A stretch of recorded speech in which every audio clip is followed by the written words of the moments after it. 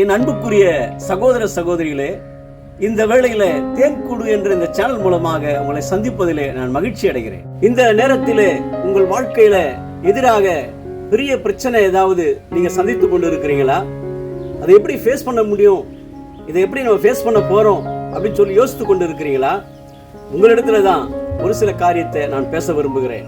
இஸ்ரவேல் சேனை திரண்டு நிக்குது, ஆனா ஒரே ஒரு மனுஷனை பார்த்து மிரண்டு நிக்குது. அவன் ஊரு காத்து, அவன் பேரு கோலியாத். அங்க கூடி இருந்த எல்லாரையும் பார்த்து அவன் கேட்கிறான், தைரியமா இருந்தா ஒருத்தன் எழுந்து வாங்கடான்னு சொல்லி. கர்த்தரும் எதிர்பார்க்கிறாரு, தைரியமா ஒருத்தன் வருவானான்னு சொல்லி. அப்ப என்ன நடக்க போகுதுன்னே தெரியல. அப்ப ஒருத்தன் நடந்து வராங்க, அவன் பேர் தான் தாவீது. தேவன் எதிர்பார்க்கிற விசுவாசத்தோடு ஒருத்தன் எழுந்தான், அங்கேயே எதிரி விழுந்தான். இந்த சம்பவத்தை வேதத்திலே 1 சாமுவேல் 17வது அதிகாரத்திலே நம்ம வாசிக்கிறோம். அந்த வேத பகுதியிலிருந்து ஒரு சில வசனங்களை நான் வாசிக்கிறேன்.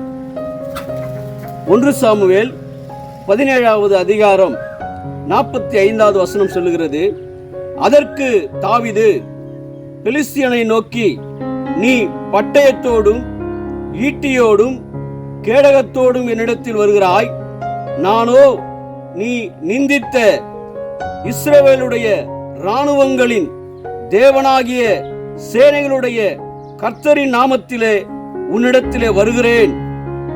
இன்றைய தினம் கர்த்தர் உன்னை என் கையில் ஒப்பு கொடுப்பார் என்று அந்த கோலியாத்தை பார்த்து தாவீது வீர முழக்கம் இடுகிறதை நம்ம பார்க்கிறோம்.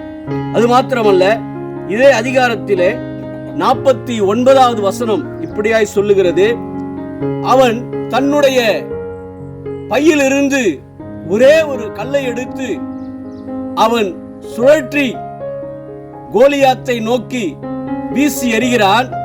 அந்த கல் கோலியாத்தினுடைய நெற்றியிலே பட்டு பதிந்து போனது.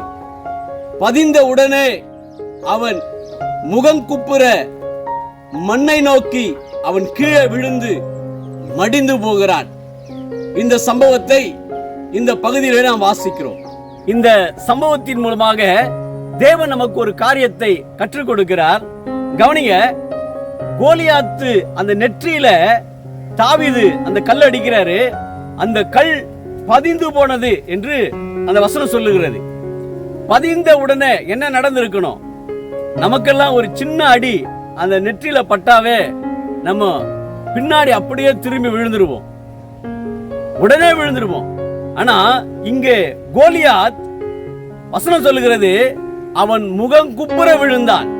அவனுடைய முகம் இந்த மண்ணிலே பதியும்படியா விழுந்தான். கொஞ்சம் நல்லா யோசிக்கணும். அந்த கல் அடித்ததினாலே, நெற்றியிலே பட்டதினாலே அவன் விழவில்லை. நல்லா கவனிங்க, தேவனாகிய கர்த்தர் யாராவது ஒரு மனிதன் விசுவாசத்தோட எழுந்து வந்தால் போதும், நான் இவனை தள்ளிவிடுவேன் என்று அவர் காத்து கொண்டிருந்தார்.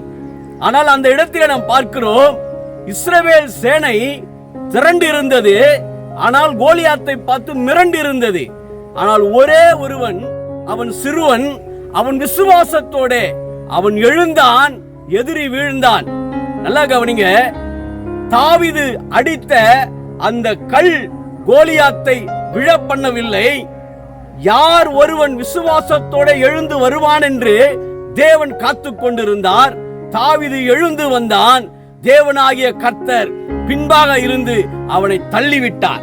இந்த செய்தியின் மூலமாக தேவன் உனக்கு கற்றுக் கொடுக்கிற காரியம் என்னவென்று சொன்னால், உனக்கு முன்பாக இருக்கிற பிரச்சனை கோலியாத்தை போல எவ்வளவு உயரமாக இருக்கலாம் அல்லது பிரம்மாண்டமாக இருக்கலாம், உன்னை பார்த்து பயமுறுத்தி கொண்டிருக்கலாம், உன்னை மிரள வைத்துக் கொண்டிருக்கலாம். இந்த செய்தி உனக்கு கற்றுக் கொடுக்கிற காரியம், நீ விசுவாசத்தோட கர்த்தருடைய நாமத்தினாலே நீ ஜெபம் பண்ணிவிட்டு எழுந்து புறப்பட்டு போ. கோலியாத் எப்படி முகம் குப்புற விழுந்தானோ அதுபோல உங்களுக்கு விரோதமாய் எழுந்து நிற்கிற, உன்னுடைய குடும்பத்துக்கு விரோதமாய் எழுந்து நிற்கிற, உன்னுடைய வாழ்க்கைக்கு விரோதமாய் எழுந்து நிற்கிற, உன்னுடைய கடன் நெருக்கத்துக்கு விரோதமாய் எழுந்து நிற்கிற, உன்னுடைய வாழ்க்கையில முன்னேற நீ முயற்சிக்கிற காரியத்துக்கு விரோதமாய் எழுந்து நிற்கிற அத்தனை பிரச்சனைகளும் தலை குப்புற விழும் என்று தேவனாகிய கர்த்தர் சொல்லுகிறார். நீ விசுவாசத்தோடு தேவனை நோக்கி பாருங்கள். உங்கள் துக்கம் சந்தோஷமாய் மாறும். கர்த்தர் தாவீதை கொண்டு செய்த காரியத்தை உங்களை கொண்டு செய்வார். உங்களுடைய ஜெபத்தை கொண்டு செய்வார். கர்த்தர் இந்த செய்தியின் மூலமாக உங்களை ஆசீர்வதிப்பார். God bless you. Thank you.